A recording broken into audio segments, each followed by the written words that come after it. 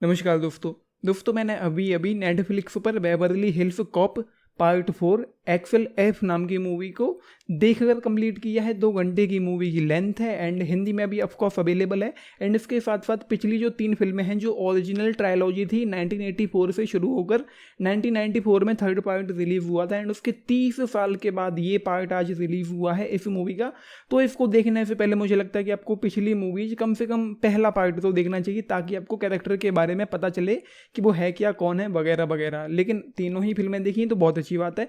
And ये movie, कहानी पर मैं आता हूँ सीधा सीधा। कहानी यहाँ पर यूँ है कि 30 साल के बाद मूवी उसको सेट है। उसकी जो बेटी है, पिछले पार्ट में उसकी बेटी नहीं थी, लेकिन यहाँ पर उसकी बेटी है जो बड़ी हो चुकी है, जो लॉयर है बेवरली हिल्स में। तो एक केस लेती है एंड उस केस को लेने के बाद उस पर माफियाओं के द्वारा हमला किया जाता है। एंड ऑफकोर्स अपना जो हीरो है एक्सेल फॉली, उसको पता चलता है, डेट्रॉइट में जो था उसको पता चलता है कि उसकी बेटी पर हमला हुआ है। वो अपनी बेटी की हेल्प करने के लिए बेवरली हिल्स पहुंचता है एंड वहाँ पर जो केस है, जो कुछ भी कहानी है वो आपको देखने को मिलेगी। लेकिन उसमें कुछ भी नयापन नहीं है, कुछ भी खास नहीं है। एंड ये मूवी फर्स्ट हाफ कहीं तक ठीक था, थोड़ा बहुत इंगेजिंग था क्योंकि मूवी शुरू हुई है, आगे बढ़ रही है।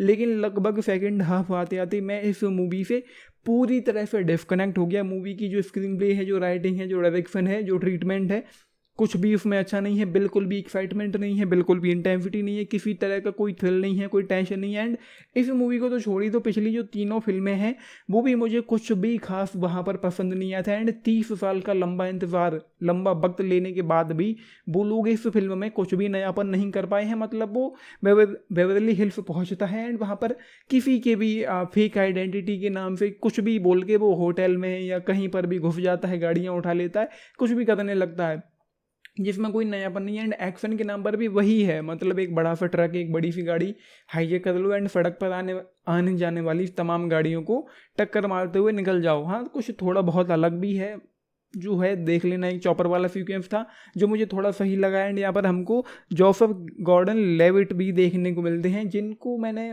जो याद है मुझे इसलिए क्योंकि वो डार्क नाइट राइजेस में मुझे देखने को मिले थे।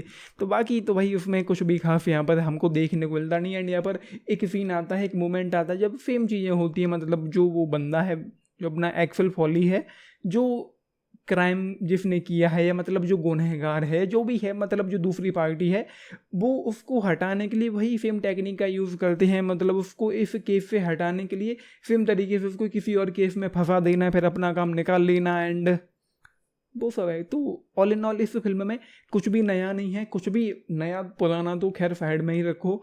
एटलीस्ट ये मूवी के तौर पर एक्साइटिंग हो सकती थी, इंटेंसिटी हो सकती थी, थ्रिल को देखकर मज़ा आ सकता था।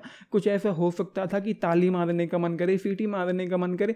बिल्कुल एंड में क्लाइमैक्स में जाकर वो जो ट्रक था एक घर में जाकर घुसता है, वो सीक्वेंस थोड़ा सही था क्योंकि रियल लग रहा था। बाकी चॉपर वाला जो सीक्वेंस था वो भी शायद रियल ही था, विजुअली तो बहुत कमाल का लग रहा था। बाकी इसके अलावा इस फिल्म में कुछ भी नहीं है। एंड नेटफ्लिक्स पर भी इस मूवी के बारे में कुछ भी लिखा नहीं गया है कि यहाँ पर क्या है, बस उन्होंने एक समरी दे दी जिसमें कोई सर पैर नहीं है। तो जो है मैंने बता दिया है, लेकिन उसके अलावा थोड़ा बहुत और है जिसमें कुछ भी खास बात है नहीं। तो ये है, मतलब बात ये है कि at least screen play, writing, direction बिल्कुल भी अच्छा नहीं है। जिसमें एक एक्साइटमेंट हो सकती थी, या एक एक्शन फिल्म है जिसमें एक थ्रिल हो सकता था, एक टेंशन हो सकता था, कुछ ऐसा हो सकता था कि ऑडियंस को अपने साथ इंगेज करके हुक एंड बुक करके रख सकती, आपको देखने में मज़ा आता।